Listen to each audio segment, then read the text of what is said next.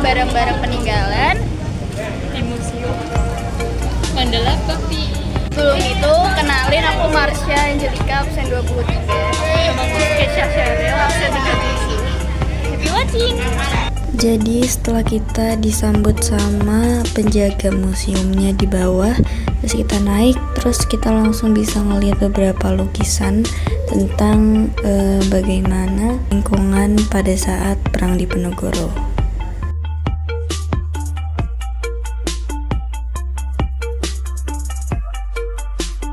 Terus di museumnya ini kita bisa menemukan tokoh-tokoh yang berperan dalam peperangan pada zaman dahulu.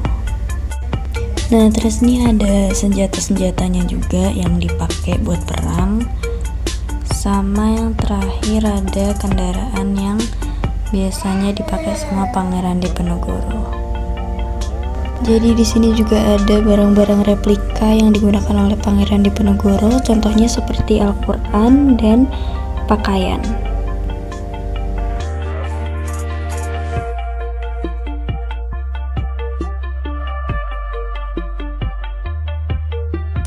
Nah, terus di sini ada beberapa foto dari makamnya Pangeran Diponegoro, terus tembok yang dijebol ketika Pangeran Diponegoro harus melarikan diri, terus ada poci yang digunakan untuk minum, dan pendopo Tegalrejo di Yogyakarta.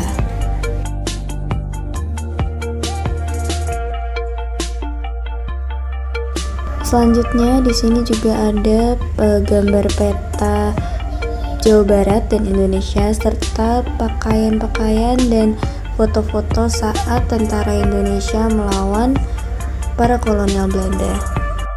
Terus bisa dilihat ini ada kamera, habis itu ada teleskop atau teropong, ada senjata dan lain sebagainya.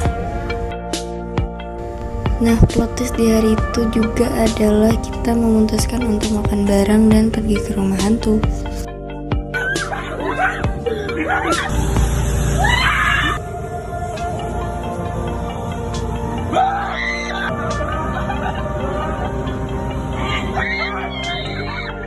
Mungkin ada pertanyaan. Aku mau nanya Pak, selama masa pendidikannya Bapak itu kan sempat di Purwokerto, di Klaten gitu kan. Terus ada nggak kira-kira transportasi atau barang yang dulunya ada terus sekarang udah mulai hilang gitu? Kalau setelah saya pendidikan calon tamtama Gombong 1990,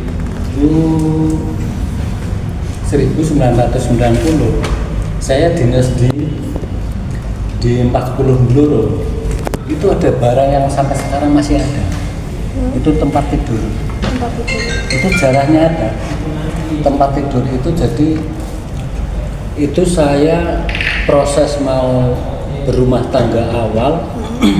Tempat tidur itu langsung kita kita ambil di koperasi secara mengangsur, karena tentara itu sebenarnya miskin.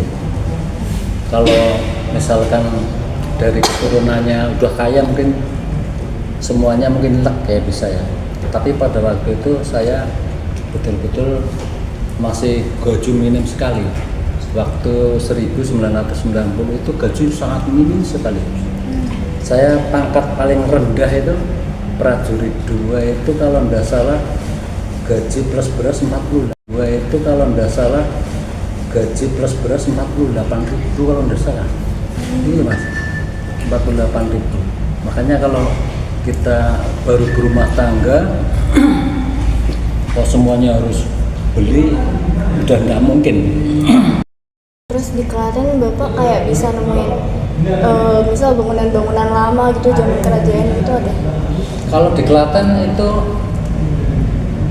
bangunannya memang bangunan kuno, itu bangunan peninggalan Belanda kalau nggak salah. Cuman secara mendetailnya saya nggak begitu paham karena sebab saya pendidikan. Itu maksudnya. Kalau misal menurut Bapak tuh ada nggak perubahan lingkungan sekitar yang dulu pas Bapak remaja sama sekarang ini? Apa? Lingkungan sekitar, perubahannya. Saya berpindah-pindah loh Mbak. Sekarang tahun 1990 sampai 1998 saya di Blora. 1999 sampai 2010 saya di Semarang udah Payung. Tapi tahun berapa ya? Saya udah pindah di Perumahan Jatisari Asabri yang di Mijen. Jadi kalau ditanya tentang perubahan perkembangan wilayah, jelas banyak perubahan perkembangan wilayah, cuman saya nggak bisa secara mendetail mengerti perkembangan itu. Tapi kalau secara garis besar mungkin bisa dijelasin nggak? Garis besar yang mana? Kayak misalnya zaman dulu tuh orang-orang cenderung misal lebih suka jalan kaki atau mereka naik transportasi yang sekarang udah nggak pernah dipakai gitu. Kalau yang di Blora, waktu saya di Baturan 10 Alugurun Blora itu, dulu ada transportasi kereta api yang dari Blora ke Semarang ada.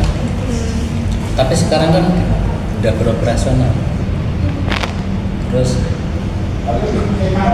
kalau di Semarang itu perkembangannya kalau secara mendetail saya nggak begitu paham.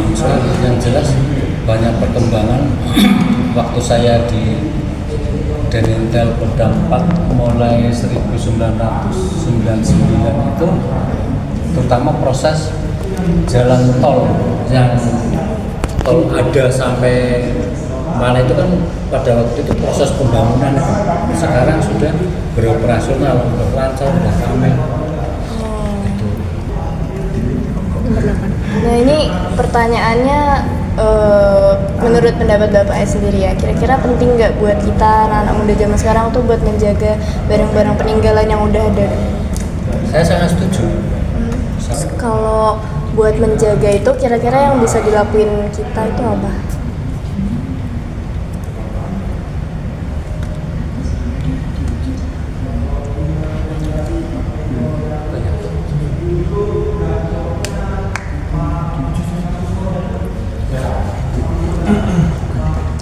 Mungkin setelah lulusan SMA, kuliah di bidang sejarah, setelah itu syukur-syukur bisa diterima di khusus